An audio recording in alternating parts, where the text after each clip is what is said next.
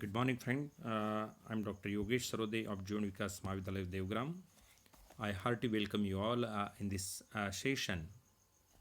In the last video, we had seen the crux of the lesson, the gold frame written by R.K. Lakshman, about the introduction of the author and the theme of the lesson also.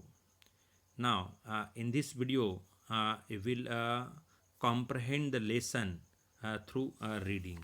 So, be careful. I will read the lesson. The gold frame by R.K. Lakshman.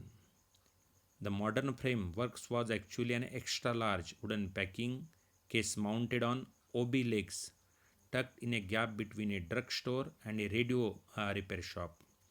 Its owner Datta, with his concave figure, silver rimmed glasses, and a complexion of seasoned timber, fitted into his shop with the harmony of a fixture. He was a silent, hard-working man. He gave only laconic answers to the question his customer asked and strongly discouraged casual friends who tried to intrude on his zone of silence with their idle gossip. He was always seen sitting hunched up, surrounded by a confusion of cardboard pieces, bits of wood, glass seats, boxes of nails, glue bottles, paint, tins, and other odds and ends that went into putting a picture in a frame. In this medley, a glass cutter or a pencil stub was often lost, and that was when he would uncoil from his posture and grope impatiently for it. Many times he had to stand up and shake his dhoti vigorously to dislodge the lost object. This operation rocked the whole shop, setting the pictures on the walls gently swinging. There was not an inch of space that was not covered by a picture. Gods, saints, hawkery, players, children, cheap prints of the Mona Lisa, national leaders, wedding couples, Urdu calligraphy, the snow clad Fujiyama, and many others coexisted with a cheerful incongruity, like some fabulous world awaiting order and arrangement. A customer standing outside the shop on the pavement, obstructing the stream of jostling pedestrians, announced, I want this picture framed, Datta. Datta, with his habitual indifference, ignored him and continued to be engaged in driving screws into the sides of a frame. I want a really good job done, no matter how much it cost. The customer volunteered the information, unwrapping a faded newspaper and exposing a sepia brown photograph of an old man. It was sharp and highly glazed in spite of its antiquity. What sort of a frame would you like? Datta asked, still bent over his work. The best, of course. Do you expect I won't stint where this great soul is concerned? Datta gave a side glance and caught a glimpse of the photograph. Just another elderly person of those days, he told himself, a standard portrait of a grandfather, a philosophist, a social worker with the inevitable whiskers and top heavy cascading turban. It could be any one of these. At least half a dozen people came to him every month bearing similar portraits, wanting uh, demonstrate their homage to the person in the picture in the shape of a glistening frame.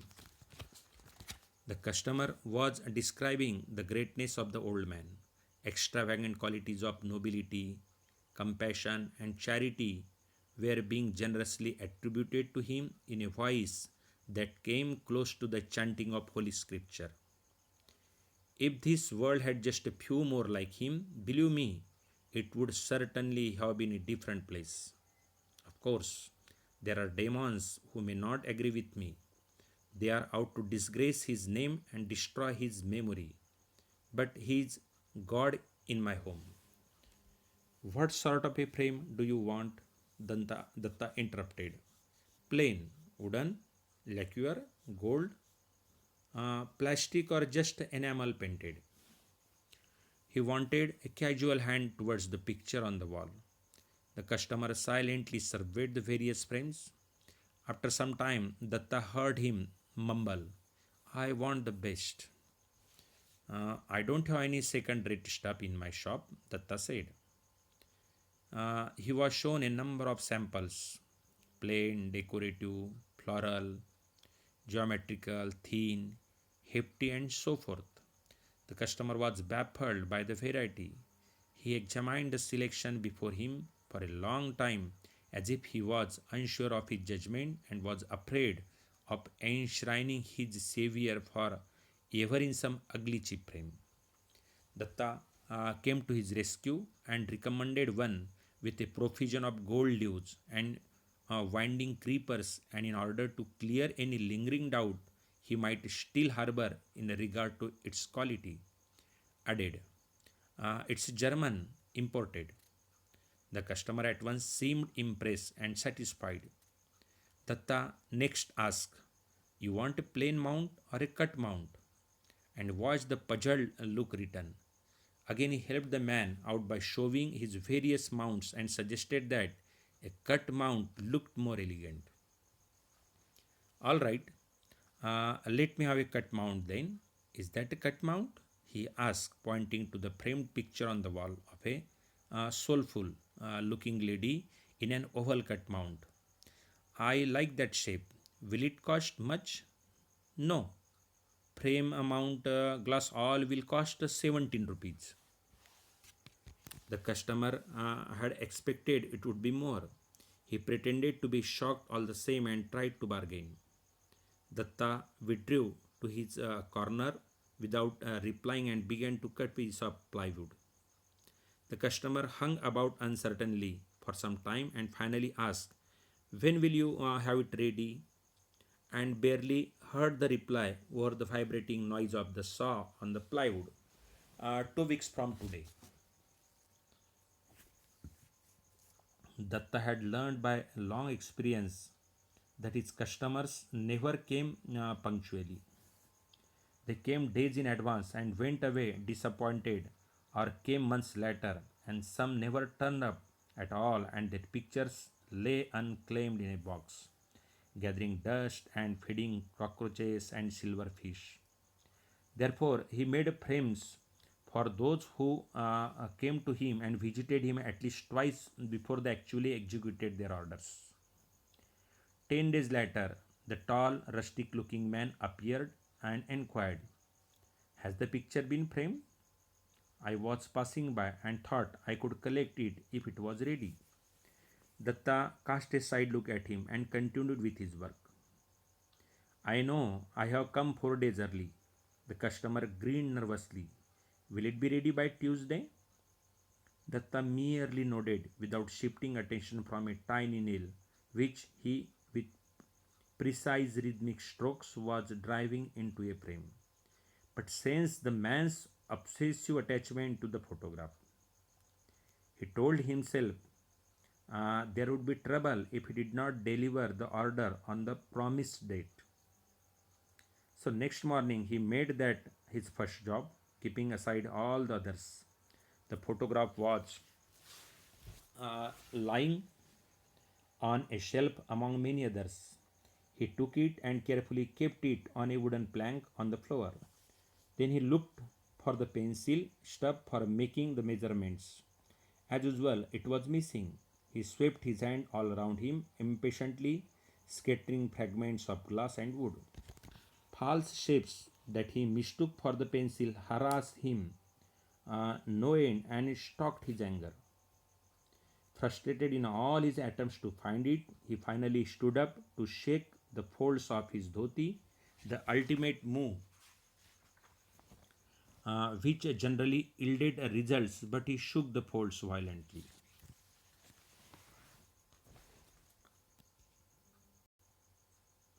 That he upset a tin containing white enamel paint, and it fell right on the sacred photograph of the old man. enjoying to think slimy concerns on it. Datta stood transfixed and stared at the disaster at his feet as if he had suddenly lost all faculty of movement. He could not bring himself even to avert his eyes from the horror which he seemed to be cruelly forced to view. Then his spectacles clouded with perspiration and helpfully screened his vision.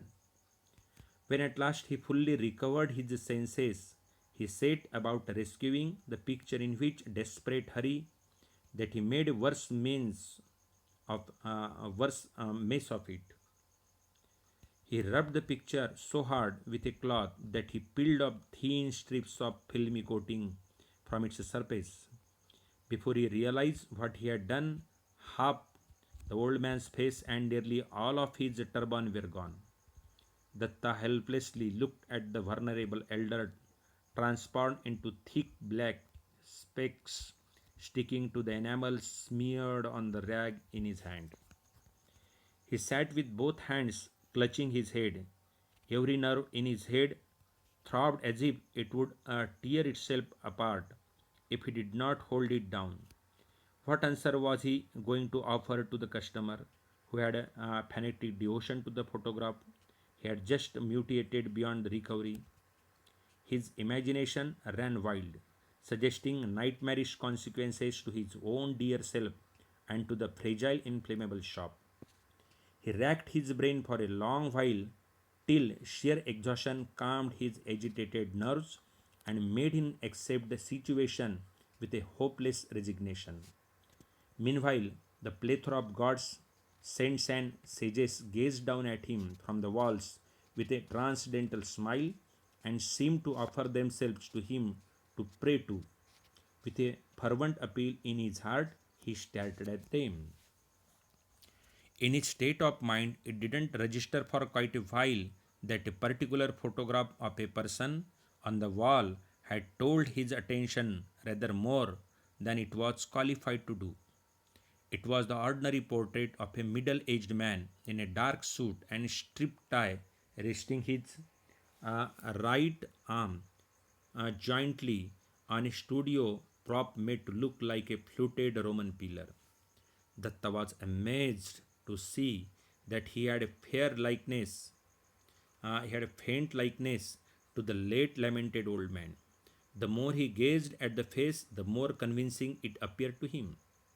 But he dismissed the odd resemblance he saw as one of those tricks of a thoroughly fagged out mind. All the same, at the back of his mind, an idea began to take shape. He saw the possibility of finding an acceptable substitute. He brought down the old wooden box in which he had kept all the photographs unclaimed over the years.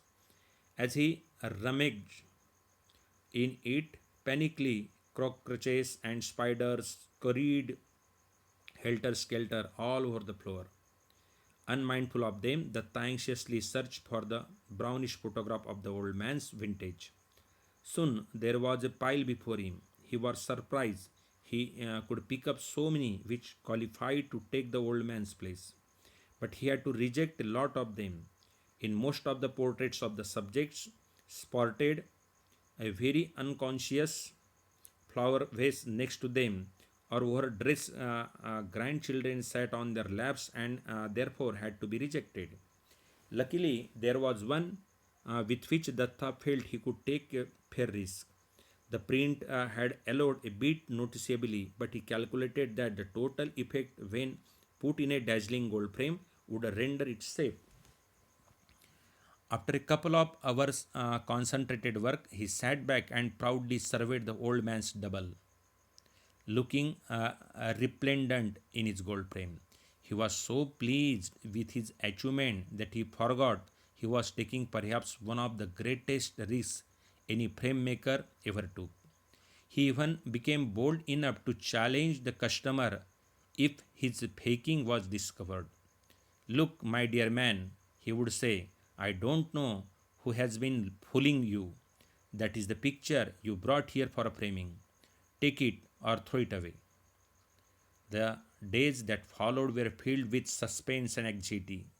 Datta feared that the customer would surprise him at an unguarded moment, making him bungle the entire carefully thought out plot. But the man turned up promptly a couple of days later. At last moment, Datta was bent over a piece of work and slightly stiffened as he heard the voice, thrilled with expectation. Ask, is it ready? Datta heart, Datta's heart began to race, and to compose himself, he let a whole minute pass without answering. Then he put aside the scissors in his hand with a slow deliberation and reached out to take the neatly wrapped package in a corner. Ah, it's ready, the customer exclaimed with childish delight, at the same time mumbling flattering tributes to Datta for his promptness and so on. He spread his arms widely with dramatic exuberance to receive the photograph as if it was actually a long lost person he was greeting. But Datta took his time removing the wrapper from the frame. The customer waited impatiently, feeling in the time showering more praises on his worshipful master who was to adorn the wall of his home. Datta finally revealed the glittering frame and held it towards him. The customer seemed visibly struck by its grandeur and felt silent like one who had entered the inner sanctum of a temple. Datta held his breath and watched the man's expression.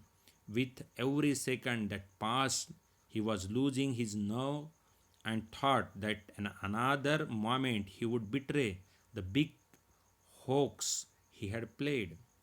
Suddenly, he saw the customer straighten, the reverential look and benevolent expression vanish from his face. What have you done? He demanded indignantly. For Datta, the moment seemed familiar, for he had already gone through 1,000 times night and day since he splashed the white paint on the original photograph. Several times he had rehearsed his piece precisely for this occasion, but before he could open his mouth, the customer shouted with a tremendous authority in his bearing, now, don't deny it. I clearly remember asking for a cut mount with an oval shape.